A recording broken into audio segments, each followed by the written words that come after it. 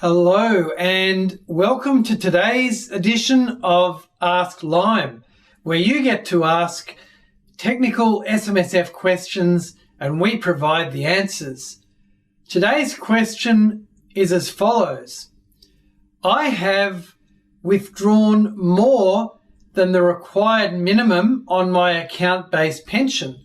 What's the best way for me to account for this? Now, generally, I would say the best thing to do is to treat the excess over the minimum as a commutation rather than a drawdown on your pension. And the reason is that when you treat it as a commutation, it counts against your transfer balance cap. So it gives you more headway if ever you decide to start new account-based pensions in the future.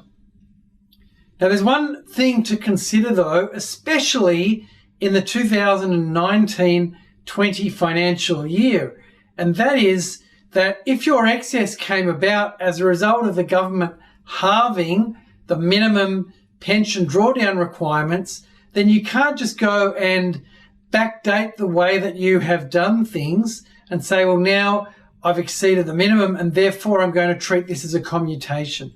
Now, let me give you an example of this. Suppose you started the year with $1 million in your account-based pension. Your minimum drawdown was 5% of that, or $50,000. And you withdrew all $50,000 on the 1st of January 2020.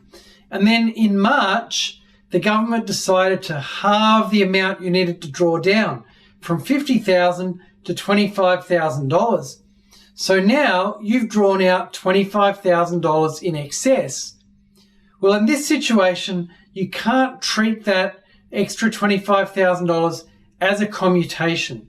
And why is that? Because clearly when you drew out the $50,000 on the 1st of January, you weren't to know that this was an excess drawdown.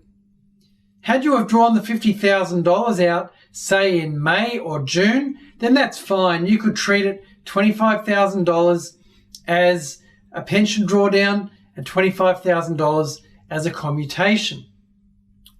So that's the answer to today's Ask Lime question. And if you have any questions of this type of technical nature, why don't you let us know?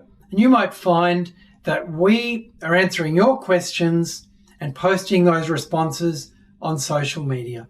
And if you'd like to hear more questions like this, then follow us on LinkedIn or subscribe to our YouTube channel.